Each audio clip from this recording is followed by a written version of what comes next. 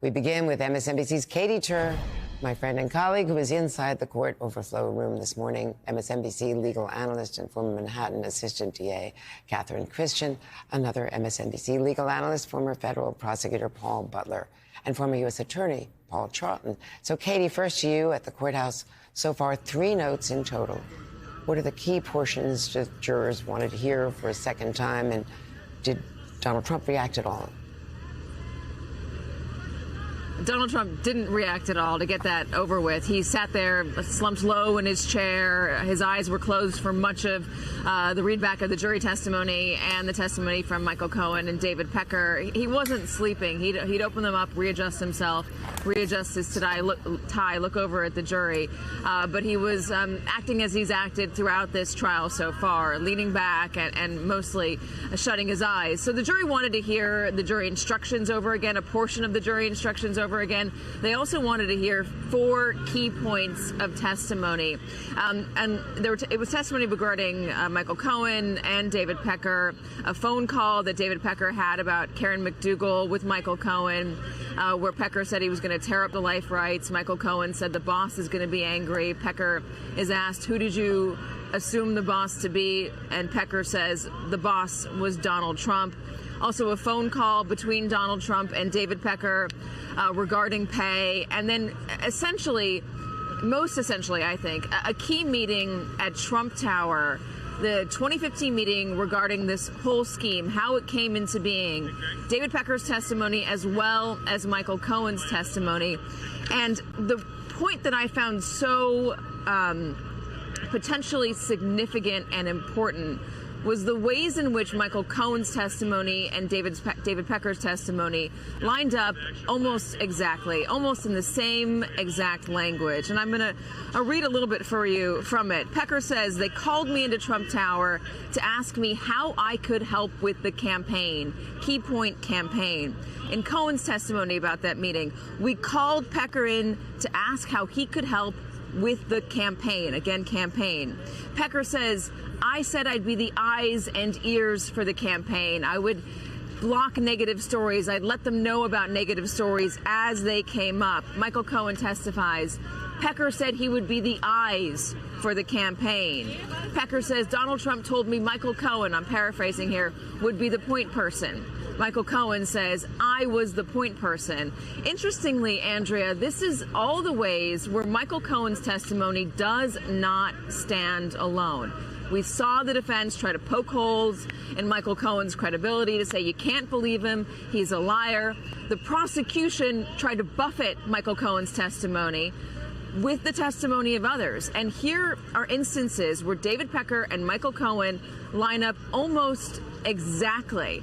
And the jurors wanted to hear about that. They didn't want to hear about documents. They wanted to hear about how this scheme, as the prosecution calls it, was conceived. I'll let our lawyers on the panel tell us the significance and where they think this might be going. But that's what I felt was the most important aspect of these 4 notes, these 4 questions we got from the jury. And Catherine, let's talk about that, because the fact, as Katy is pointing out, the fact that they wanted to zoom in or zone in on that key part of the testimony, the alleged conspiracy, the moments in Trump Tower when Donald Trump was involved, and also separately on Michael Cohen's testimony, a segment of his testimony where he talked about talking to Pecker at a subsequent meeting and that he would always brief Trump on it, that Trump was always part of it. So that is the key issue. Now, we don't know whether they are doing that because there are some people on the jury who are not persuaded and want to see it, and that they're having a real argument inside. I mean, you don't know why they're asking for it, but they're certainly focusing on the alleged conspiracy, the heart of the case. Yeah, you don't want to be cocky when you're a prosecutor. I would always be happy if this was the readback, because Josh Steinglass, the lead prosecutor, in his summation, told them that the conspiracy to promote the election by unlawful means was hatched at that August 2015 meeting. They want testimony about that. What's also good about the testimony from Pecker and Cohen, you talk about a phone call. Donald Trump called Pecker and asked him for help. It wasn't Pecker calling Trump or Cohen calling Pecker. So it puts Trump at the heart, the lead of the conspiracy, not this passive person with Michael Cohen in charge going rogue. So again, it could be, just 3 jurors who wanted to hear this. But if I'm the prosecutor, I'm happy they're focusing on that. And I'm also happy that they wanted the law read back, even though it was a lot to read back, because I'm hoping that they're applying the law and the facts and are really keyed into what my summation was as a prosecutor.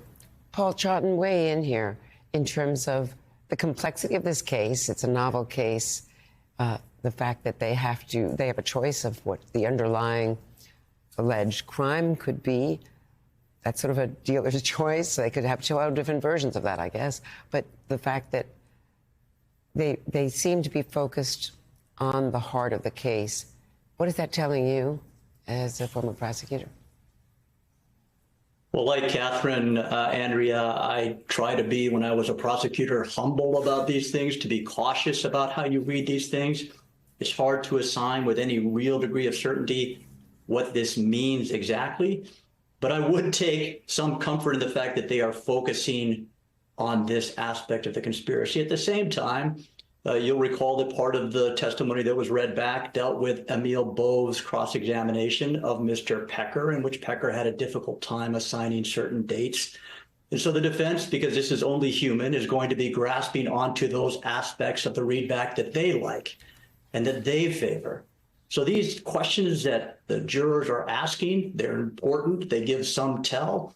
But there may be other questions that come down the road that will be even clearer, that will show with greater degree of certainty exactly where the jury is. So, for example, one that I've seen in my experience before, when the jury asks the judge, how long do we have to deliberate if we cannot come to a unanimous verdict? And that is clearly a tell that the jurors may be locked. They may not have a unanimous verdict for guilt or for innocence. That would be certainly a good tell for the Trump team. On the other hand, you may get a question from the jurors that asks for a readback of testimony, as they've done here, but for Robert Costello. What's the cross-examination? You recall that might not have been a tactically smart move by the defense to call that witness. They wanted him to impeach Mr. Cohen. Instead, they really supported the prosecution case. So there may be other questions down the road that will give us clearer insight into where the jury is. Paul Butler, were you surprised that they wanted so much of the judge's instructions read back to them? Not at all. I'm a law professor and a former federal prosecutor. If I'd heard those instructions for all those hours orally, I wouldn't understand them either.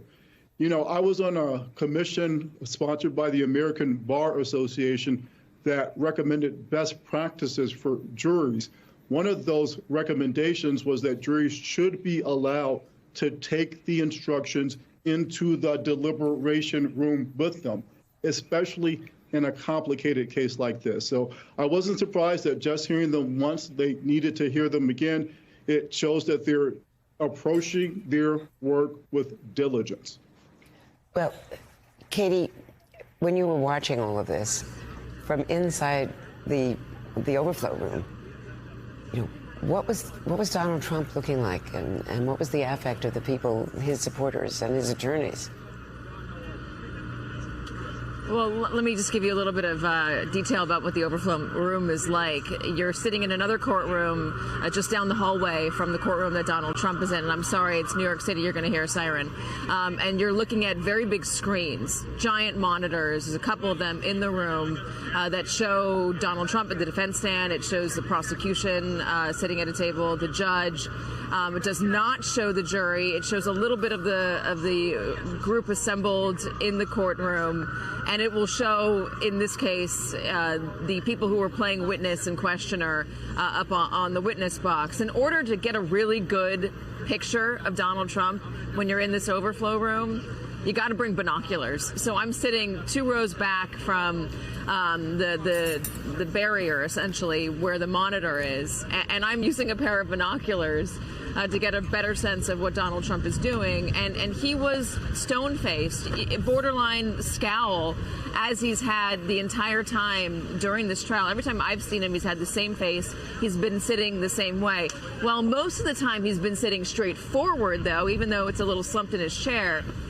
Today, he was angled toward the jury. But again, his eyes were closed most of the time. He wasn't sleeping. I saw him wake up or open his eyes a few times to adjust himself or to look at papers, or as the conversation was changing. He's definitely still alert, even though his eyes are closed. The rows behind him are usually pretty populated with his supporters. Today, it was just a few Secret Service agents, Eric Trump, Alina Habba, and a couple of others. It wasn't as big of a group as it's been in the past that have come there to support the president. When they were reading about the jury instructions, the part that really perked me up is the definition of reasonable doubt. We know the standard here is you have to prove that Donald Trump is guilty beyond a reasonable doubt. And I just think it's interesting to read this portion just once again for the audience. A reasonable doubt is an honest doubt of the defendant's guilt for which a reason exists based upon the nature and quality of the evidence. It is an actual doubt, not an imaginary doubt. It is a doubt that a reasonable person acting in a matter of this importance would be likely to entertain because of the evidence that was presented or because of a lack of convincing evidence. Proof of guilt beyond a reasonable doubt is proof that leaves you so firmly convinced of the defendant's guilt that you have no reasonable doubt of the existence of any element of the crime or the defendant's identity as the person who committed the crime. It's a lot of semantics there, trying to use substitute words to explain what reasonable means. But that's the burden that the jury has, trying to figure out whether they believe the prosecution has presented them with enough to convince them that Donald Trump played a role in all this, knowingly played a role in all of this, with the intent to cover something up, to commit a crime.